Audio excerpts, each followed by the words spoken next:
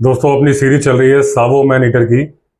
इसमें 9th chapter है the death of second man eater. और दोस्तों जैसे कल मैंने लाइव किया था, मैं हर संडे को दोपहर के 2 बजे लाइव करता हूं। अगर आपने ज्वाइन नहीं किया तो जरूर ज्वाइन करिएगा। उसमें मैंने अपने सब्सक्राइबर से एक सवाल पूछा था, क्योंकि कुछ लोग कह रहे थे सावो मैन ईटर की स्टोरी बंद करो, दूसरी चालू करो इंडियन जंगल की। और मेन अट्रैक्शन था इसमें मैन ईटर का, तो वो तो आज इस चैप्टर में क्लोज होने जा रहा है।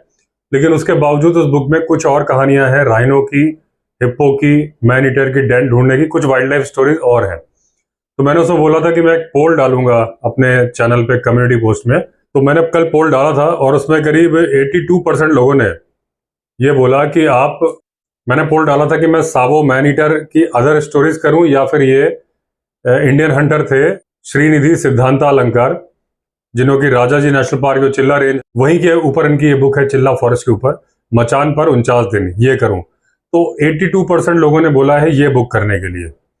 तो मैं आज की ये स्टोरी डाल के जो सेकंड मैन ईटर की है, उसके बाद कल से जो रात को सीरीज आएगी वो मचान पर 49 दिन के बारे में आएगी। हालांकि जो बाकी के 18% लोगों का कहना है कि इसकी दूसरी स्टोरी भी की जाए, वो भी मैं करूंगा, उसको दिन में डालूंगा। तो मैं अभी तक जो डेली एक वीडियो डालता हूं, 6-7 दिन तक मैं 2 वीडियो डेली डालूंगा, क्योंकि 6-7 दिन में ही इसकी बची हुई स्टोरीज खत्म हो जाएंगी। तो रात में आपको मचान पर 49 दिन मिलेगी, दिन में सावो मैन ईटर की जो अदर स्टोरीज है वो मिलेगी। तो अभी इसका 9th चैप्टर जो है the death of second man eater को कंप्लीट करते हैं। पिछले एपिसोड में आपने देखा था कि फर्स्ट मैन ईटर मर गया था और एक गधा जो मरा हुआ गधा पड़ा था, वहां पे एक मचान बना के पैटरसन बैठे थे और उस गधे को खाने रात को लायन आया था। लेकिन उसके बाद उसने गधे को छोड़ के इनके पीछे ही, इनको इसने देख लिया था, इनके मचान के गोल गोल चक्कर लगाने शुरू कर दिए थे। फिर उन्होंने गोली मारी और अगले दिन सुबह लायन मरा मिला था। अच्छा बड़ा लायन था, करीब 8 लोग उठा के उसको कैंप तक लाए थे। तो उसके बाद पैटरसन बोलते हैं कि अगर आपको लगता है कि उस फर्स्ट मैन ईटर के मरने के बाद हमारी परेशानियां कम हो गई, तो ऐसा नहीं था, क्योंकि दूसरा मैन ईटर जिंदा था और वो शायद इनके मन में यही बोल रहा था, अभी हम जिंदा हैं। अब उसने अपना एहसास भी कराना शुरू कर दिया कुछ दिन बाद ही। परमानेंट वे इंस्पेक्टर, जो कि अपने लोहे के कमरे में रहते थे स्टेशन के पास में ही, उनका बंगला टाइप का लोहे का ही था, उनके यहाँ ये सीढ़ियां चढ़ के ऊपर पहुंच गया और उनके वरांडे में घूमने लगा और आवाज करने लगा, नॉक नॉक। इनको लगा दारू पी के कोई लेबर स्टाफ आ गया है, तो इन्होंने अंदर से ही डांटा, भाग जाओ यहाँ से। लेकिन ये बाहर नहीं निकले कि कहीं ना कहीं इनके दिमाग के कोने में ये तो था ही कि कहीं लायन ना हो। और ठीक था, ऐसा था, क्योंकि वो इंतजार ही कर रहा था कि आप बाहर आए और मैं आपको पकड़ूं। अब लायन तो आदमी को खाने की तैयारी से आया था, जब नहीं मिला तो उसने इंस्पेक्टर की बकरियों को पकड़ा, ले जाने की जहमत नहीं उठाई, वहीं पे बैठ के खाया। अब अगले दिन उन्होंने डिसाइड किया कि मैं इंस्पेक्टर की जो घर के बाहर एक वो है टपरी सी है लोहे की, जैसे कई जगह उसको गुमटी बोला जाता है, कई जगह खोखा बोला जाता है, कई जगह टपरी, कई जगह डब्बा। पान की दुकान होती है, चाय की दुकान होती है, आपने देखा होगा, पूरी लोहे की बनी हुई, जिसको बंद भी लोहे से कर दिया जाता है, शेड वेड सब होता है। तो वो थी, जिसमें एक छोटी सी खिड़की भी थी जिससे बंदूक निकाल के गोली मारी जा सकती थी। अब इन्होंने कहा कि पिछली बार उसने बकरी मारी थी तो 3 बकरियां मंगाई, और वो जो गुमटी थी या जो खोखा था या टपरी थी, उसके जिसके अंदर ये बैठे थे, उसके बाहर ही बांध दिया। अब बांधा किसमें? लोहे की पटरी, क्योंकि इनका तो काम ही था रेलवे का, पटरियां पड़ी होती थी कटी, ऐसे आधी कटी हुई एक पटरी पड़ी थी, उस पे बांध के तीनों बकरियां उससे बांध दी। अब पूरी रात बीत गई लेकिन लायन नहीं आया। लेकिन जब सुबह होने वाली थी, लेकिन अभी भी अंधेरा था, लायन आ गया। इनको आहट हुई और वो उसने एक बकरी को खींचा। एक बकरी को खींचा तो ताकत उसमें इतनी थी कि बाकी 2 बकरियां और वो पटरी वो ही घसीटने लगी। अब अंधेरा था, इनको दिख नहीं रहा था, इन्होंने अंदाजे से गोली मारी जहां लायन जा रहा था। एक गोली तो उन्होंने अपनी ही बकरी को मार दी, जो 3 बकरियां थी, एक को लायन ने मारा, एक को इन्होंने मार दिया, लेकिन वो सब साथ में ही घिसट रही थी। अब इनको बड़ा अफसोस हुआ कि इनके पास फ्लैश लाइट नहीं थी। अब सुबह इन्होंने लायन को ढूंढना शुरू किया। ढूंढना बड़ा मुश्किल नहीं था, क्योंकि अब केवल एक बकरी नहीं, 3 बकरियों के घिसटने और साथ में वो पटरी के घिसटने के निशान थे। इनके साथ कैंप के कुछ और लोग भी थे। थोड़ा आगे गए तो इनको निशान मिल गए और बाद में एक जगह देखा तो वो बकरी को खा रहा था। जब ये लोग जा रहे थे, उसने झाड़ी के अंदर से देख लिया और स्वागत किया एक जोर की दहाड़ से। ये तब भी नहीं रुके और आगे बढ़ते रहे, तो उसने फिर एक चार्ज किया। जैसे ही वो दौड़ा, साथ वाले सारे लोग आसपास के पेड़ों में चढ़ गए। केवल एक बंदा इनके साथ खड़ा रहा और वो था मिस्टर विंकलर। लेकिन वो लायन ने वो चार्ज कंप्लीट नहीं किया, आया फिर वापस लौट गया। अब थोड़ी देर बाद इनको लगा कि वो झाड़ियों से कहीं और निकल गया है, तो उन्होंने पत्थर वगैरह फेंके, कोई जवाब नहीं आया। ये आगे बढ़े तो देखा तो लायन वहां नहीं था, वहां मरी हुई बकरियां पड़ी थी। बाकी की 2 बकरियां ऑलमोस्ट अनटच थी, एक बकरी को खाया था और लायन वहां से जा चुका था। अब इनको पता था लायन रात को जरूर आएगा, तो उन्होंने बड़ा ही स्ट्रांग सा मचान बनवाया। जैसे पिछले लायन को मारने में इनका मचान बड़ा कमजोर था, इनको डर लग रहा था कहीं मचान ना टूट जाए, और हाइट भी कम थी कि कहीं लायन जंप करके ना आ जाए। इस बार उन्होंने वो गलती नहीं करी, लेकिन बिल्कुल नजदीक बनवाया, जहां बकरियां थी उसके पास में ही बनवाया। इनका जो गनर था महीना, ये उसको भी लेके आए। पिछली बार नहीं लाए थे क्योंकि उसको खांसी आ रही थी, तो इस बार लाए। और क्योंकि ये बहुत थके थे, ये चाहते थे कि रात को ये रात को सोना भी चाहते थे, क्योंकि इनको लग रहा था वैसे ही इनको नींद आ जाएगी। तो इन्होंने महीना को बोला कि तुम गार्ड करो, मैं सोता हूं, जब कोई आए तो मुझे जगा देना। ये सो गए, मतलब झपकी टाइप की ले रहे थे, तभी इनके हाथ को किसी ने जोर से दबाया। ये उठे, देखा तो महीना था, उसने इशारा किया लायन। तो सरसराहट हो रही थी झाड़ियों में, वो आने ही वाला था। ये बिल्कुल ध्यान से इन्होंने अपनी जो डबल बैरल गन थी वो उठा ली, और उसमें काफी सारे छर्रे भरे थे ताकि शॉट मिस ना हो जाए। उसके बाद में सरसराहट हुई, जिस जगह इनको लग रहा था लायन आएगा, वहां से लायन अपीयर हुआ और वो करीब करीब इनके मचान के नीचे ही आ गया। इन्होंने एम लिया और उसको गोली मार दी। जैसे ही गोली मारी, इनकी खुशी का ठिकाना नहीं था, वो वहीं गिर गया। अब इन्होंने सोचा मैगजीन उठा के दूसरी मारूं। जैसे ही राइफल उठाई, नीचे देखा, लायन गायब था। अब इनको पक्की उम्मीद थी कि सुबह मरा हुआ मिलेगा, तो रात को इन्होंने ढूंढने की जरूरत नहीं समझी। सुबह उठे और साथ में कैंप के कई लोगों ने ज्वाइन किया। अब ये आगे बढ़े तो ब्लड ट्रेल मिलने शुरू हो गए, तो इनकी उम्मीद और जगी। लेकिन उसके बाद आगे गए, धीरे धीरे ब्लड ट्रेल कम होते गए, और बाद में पथरीला रास्ता आ गया, तो ब्लड ट्रेल एकदम ही खत्म हो गए। अब ये वापस आ गए। उसके बाद इनके इंस्पेक्शन के लिए सर मोल्सवर्थ आए थे, जो कि कंसल्टिंग इंजीनियर थे गवर्नमेंट ऑफ इंडिया के, और यहाँ पे इनके जो फॉरेन ऑफिस था, उन्होंने इनको भेजा था इंस्पेक्शन करने के लिए। उन्होंने बहुत सारे फोटोग्राफ भी खींचे, और पैटरसन के रिक्वेस्ट करने पर 1-2 फोटोग्राफ इनको भी दे दिए। उन्होंने बोला कि रेलवे का काम जो लेट हुआ, मैं समझ सकता हूँ कि जब मैन ईटर जिस एरिया में वारदात कर रहे हो, वहां तो कितनी मुश्किलें आ सकती हैं। और उन्होंने खुशी जाहिर करी कि एक मैन ईटर मारा गया है। फिर उन्होंने पैटरसन से पूछा कि दूसरा मैन ईटर भी आपको मारने की उम्मीद तो होगी। और ये पूछते वक्त उनके चेहरे पे हल्की सी स्माइल थी, यानी कि ताना मार रहे थे। और ये पूछा कब तक मार दोगे उसे? इन्होंने बोला 3-4 दिन में मार दूंगा। लेकिन अगले 10 दिनों तक इनके दुश्मन के कोई नामो निशान नहीं था। इनको लगने लगा कि कहीं दूर जाके झाड़ियों में मर गया है। लेकिन फिर भी इन्होंने प्रीकॉशंस लेने बंद नहीं किए, यानी जो रात को बोमा बनाना, उसके अंदर आग जलाना, एक आदमी की ड्यूटी लगाना जो कि समय समय पर टीन या कनस्तर हिला के आवाज करता था, वो सारे प्रीकॉशंस ये करते रहे। और उसके लिए वो बोलते हैं थैंक गॉड हम ऐसा करते रहे। अब 27 दिसंबर की बात है। इनका ट्रॉलीमैन, जो कि इनके बोमा के बाहर के पेड़ के ऊपर सो रहा था। पहले क्या था कि जो लेबर स्टाफ थे वो पेड़ के ऊपर ही अपनी चारपाई लगा लेते थे और उस पर सोते थे। तो उस लायन ने इस पेड़ के चारों तरफ चक्कर लगाना शुरू कर दिया था और बार बार गुर्रा रहा था। तो वो चिल्लाया, साहब ये मुझे मारने की कोशिश कर रहा है। अब क्योंकि अंधेरी रात थी, तो इनकी हिम्मत नहीं हो रही थी पैटरसन की कि बाहर निकलें, क्योंकि इनको लग रहा था कि जब ये बाहर निकलेंगे तो लायन इन पे ही अटैक कर देगा। तो उन्होंने वहीं से हवाई फायर किए। उन हवाई फायर से लायन डर गया, थोड़ी दूर के लिए बाहर चला गया। लेकिन उसके बाद वो फिर लौटा। अब की बार वो एक एक कैंप तक गया था, गुर्राया था, और वहां पंजों के निशान भी मिले थे। और जब सुबह ये उठे तो देखा तो ये ट्रॉलीमैन के जो पेड़ था उसके चारों तरफ तो पूरा घूमने के निशान थे उसके। अब इन्होंने डिसाइड किया कि अगली रात को ये उसी पेड़ के ऊपर बैठेंगे मचान बना के या चारपाई लगा के। लेकिन जब उनके दिन की शुरुआत हुई तो बड़ी बुरी हुई। जैसे ये पेड़ पे चढ़ रहे थे, इनका हाथ एक सांप पे पड़ गया जो कि कुंडली मार के बैठा था पेड़ की डाल पे। ये जल्दी जल्दी वहां से उतरे, लेकिन इनके आदमियों ने एक लंबा सा डंडा लेकर उस सांप को दूर फेंक दिया। अब वो रात को बोलते हैं कि चंद्रमा की रोशनी भी अच्छी आ रही थी, तारे भी अच्छे दिख रहे थे और बादल नहीं थे। लेकिन यहाँ सवाल ये उठता है कि उसके एक रात पहले तो इतना अंधेरा था कि ये अपने टेंट के बाहर नहीं निकले थे। एक रात में ही चंद्रमा में इतनी रोशनी कैसे आ गई? या तो यही रहा होगा कि उस रात बादल होंगे तो बादल की वजह से अंधेरा हो, आज बादल नहीं थे इसलिए रोशनी हो। तो ये अपने साथ महीना को भी इन्होंने बैठाया था ऊपर। तो रात के 2 बजे तक ये जगते रहे। फिर इनको नींद आ रही थी, तो इन्होंने महीना से बोला तुम जगो, मैं सोता हूँ, कोई आहट हो तो मुझे जगा देना। उसके बाद इन्होंने अपनी पीठ पेड़ के तने से टिका ली और सो रहे थे। थोड़ी देर बाद इनको अपने आप ही लगा कि कुछ ना कुछ खतरा है, कुछ आहट हो रही है। उठ के बैठे, कुछ दिख नहीं रहा था। महीना से भी इशारे से पूछा कुछ है, तो उसने कहा कि कुछ नहीं दिखा उसको। एक बार उन्होंने पूरा स्कैन किया, कुछ नजर नहीं आया। फिर ये लेटे, जैसे ही लेटे इनको सरसराहट सुनाई दी।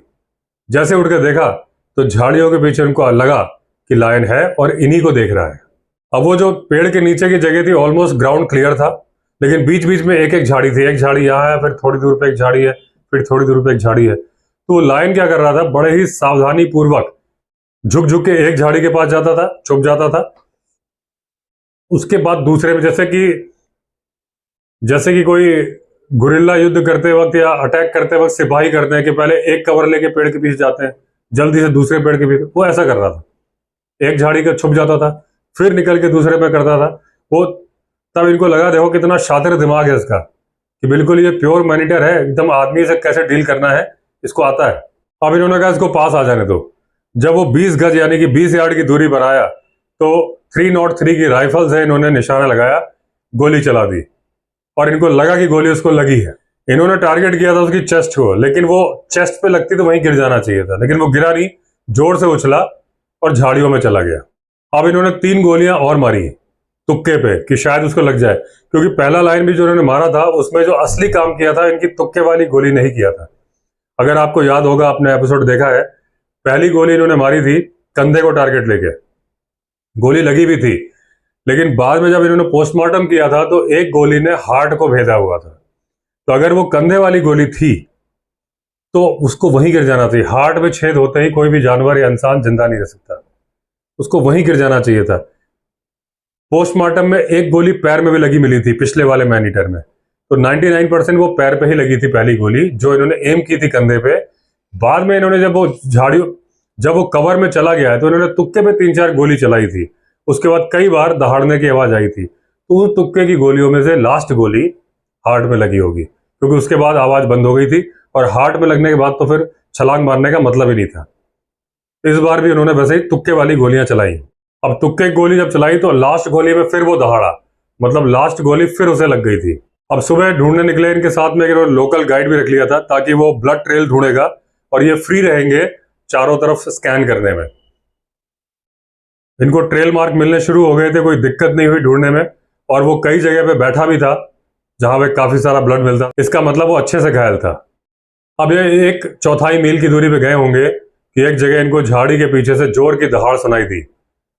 अब इन्होंने ध्यान से देखा तो उसकी आंखें दिख रही थी झाड़ी के पीछे से, और वो सीधा इनको ही घूर रहा था। अब इन्होंने झाड़ी में ही एक बंदूक की गोली मारी, उसको लगी, वो एकदम से उछला, इनकी तरफ चार्ज किया। इन्होंने दूसरी गोली मारी, वो गिर गया, गिर के फिर उठा, 1 सेकंड बाद ही वापस इनकी तरफ चला। इन्होंने तीसरी गोली मारी जो उसको लगी ही नहीं। अब इन्होंने महीना की तरफ ऐसे हाथ किया कि लाओ मेरे को मार्टिनी दो, जो मार्टिनी पकड़ा रखी थी महीना को, इन्होंने किसी ने दी नहीं बंदूक। मुड़ के देखा, महीना जी है ही नहीं। देखा वो पेड़ के ऊपर बैठे हुए, वो पहली छलांग में इन्होंने छलांग लगाई थी, पेड़ के ऊपर ही चढ़ गए थे। अब ये बोले मेरे पास कोई चारा नहीं था प्रार्थना करने के अलावा, जो कि मैंने तुरंत की। अब हुआ यह था कि इनकी एक गोली से उस लायन का एक पैर टूट गया था, तो उसकी वो चाल नहीं रह गई थी तेज। जितनी देर में वो पेड़ के नीचे तक आया उतनी देर में उछल के पेड़ के ऊपर जा चुके थे। अब जब तक लायन ने सोचा कि मैं भाग के कवर लूं झाड़ियों में, वो भाग रहा था, तब तक मैं ये अपनी कार्बाइन ले चुके थे महीना से, और इन्होंने शॉट मारा, शॉट उसको लग गया, वो वहीं पे गिर गया, बिल्कुल मोशनलेस, लगा मर गया। अब इन्होंने एक गलती कर दी, ये फौरन उतरे और उसके पास चले गए। अब जैसे ये नीचे उतरे वो फिर उठा और फिर चार्ज करने लगा, लेकिन वहीं पास में थे। इन्होंने एक गोली चेस्ट में और एक सिर पे मार दी, फिर वो वहीं गिर गया, इनसे करीब 5 यार्ड की दूरी पर। और जब वो गिरा तो वहीं पे एक डाल टूटी पड़ी थी, उसको उसने जोर से काटा और फिर वो मर गया। अब क्योंकि वो ये पेड़ बिल्कुल कैंप के बगल में ही था, और पैटरसन के तो कैंप के बिल्कुल ही बगल में था, तो जो सारे लोग कैंप के अंदर थे बाहर आ गए, उस साइड पे आ गए और जोर जोर से चिल्लाने लगे, शोर करने लगे, और बड़े खुश थे क्योंकि ये वही लायन था जिसने उनके बहुत सारे साथियों को मारा था और इनका भी जीना हराम कर रखा था। वो चाहते थे कि इसकी बॉडी उनको दे दी जाए, वो उसके टुकड़े टुकड़े कर दे।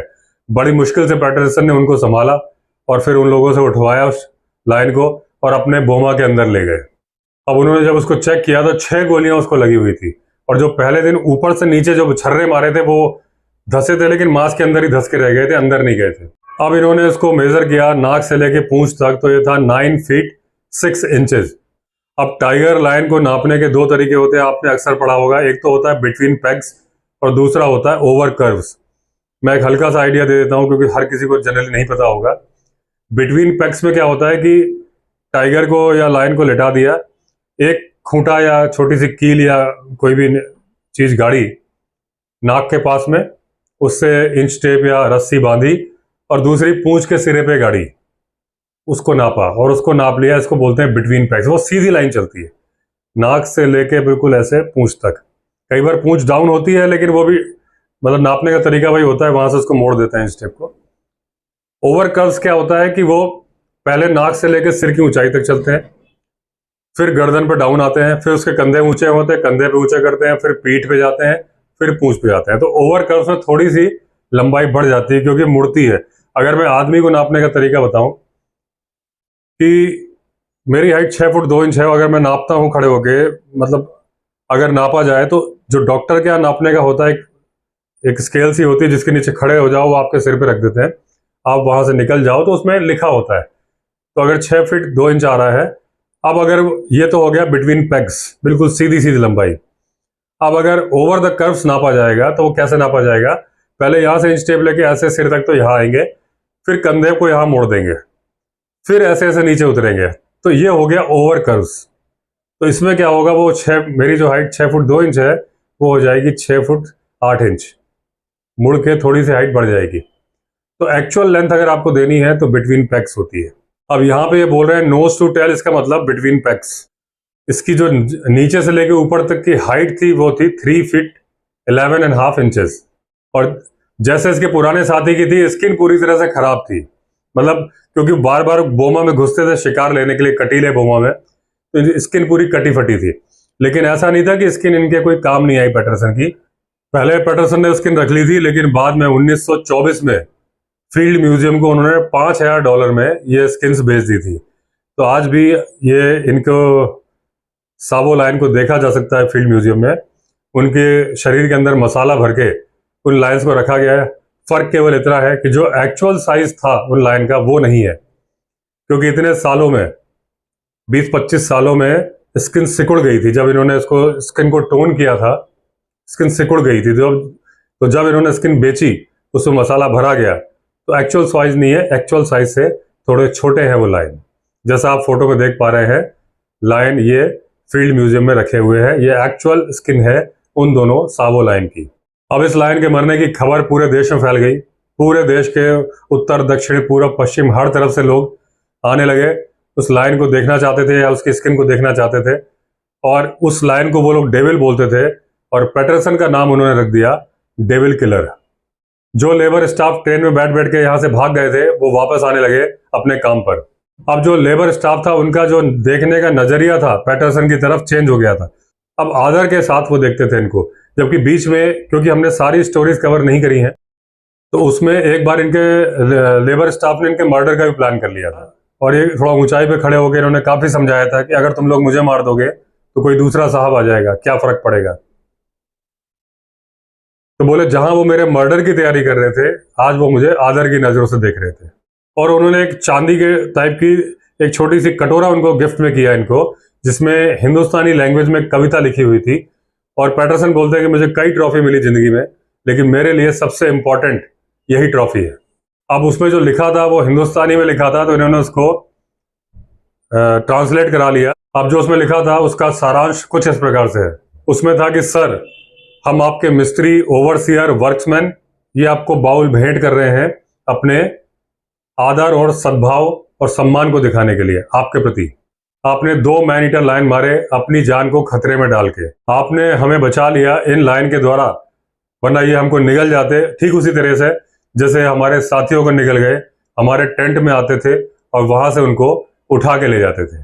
इस बाउल को देते वक्त हम ईश्वर से प्रार्थना करते हैं कि आपको समृद्धि दे, तरक्की दे, आपको अच्छा स्वास्थ्य और लंबी आयु दे। हम जीवन भर आपके आभारी रहेंगे, आपके एहसानमंद, आपके सेवक। इसमें नीचे लिखा था बाबू पुरुषोत्तम हुरजी परमार। आपके वर्क्समैन के बिहाफ पर, सावो जनवरी 30, 1899। अब ये बोल रहे हैं कि ये जो 2 लाइन थे आम जानवरों से बहुत अलग थे, और ये मैं नहीं कह रहा, इंग्लैंड के प्रधानमंत्री बोल रहे थे, जो कि थे सेलिसबरी, जिन्होंने कि हाउस ऑफ कॉमन्स में कहा था। अब हाउस ऑफ लॉर्ड्स में उन्होंने इनके इस पूरी घटना का जिक्र किया था प्रधानमंत्री ने, और इनकी भी तारीफ करी थी, और ये बताया था किस तरह से युगांडा रेलवे को बनाने में तकलीफें आ रही थी। 2 आदमखोर शेर आ गए थे, 3 हफ्ते के लिए काम रुक गया था। उसके बाद हमारे एक जेंटलमैन ने इन दोनों लायन को मारा। उसके बाद अखबार में भी 3 मार्च 1900 को एक बड़ी सी खबर छपी जिसमें पूरी घटना का विवरण था। तो दोस्तों, इस तरह से खत्म हुआ सेकेंड मैन ईटर सावो लायन का। अब जैसे मैंने पहले बताया, सब्सक्राइबर की इच्छा है कि ये बुक कंटिन्यू की जाए, मचान पर 49 दिन। तो रात वाली स्टोरी में ये आएगा मचान पर 49 दिन। लेकिन जैसे बाकी लोग 18% लोगों की इच्छा है इसकी भी वाइल्ड लाइफ की स्टोरीज कंप्लीट की जाए, तो मैं वो भी करूंगा। दिन में 2 स्टोरी पब्लिश करूंगा, एक रात को आएगी, एक दिन में आएगी। तो जो सावो मैन ईटर वाली बुक की जो अगली स्टोरी आएगी वो आएगी the Swahili and other native tribes. वहां की ट्राइब थी स्वाहिली, जो कि स्वाहिली भाषा भी बोलते थे और उन लोगों को स्वाहिली बोलते थे। तो चलिए दोस्तों, अगर आपने चैनल सब्सक्राइब नहीं किया है तो चैनल सब्सक्राइब कर लीजिए। फिर मिलते हैं अगले वीडियो में, तब तक के लिए all the best. Vande Mataram.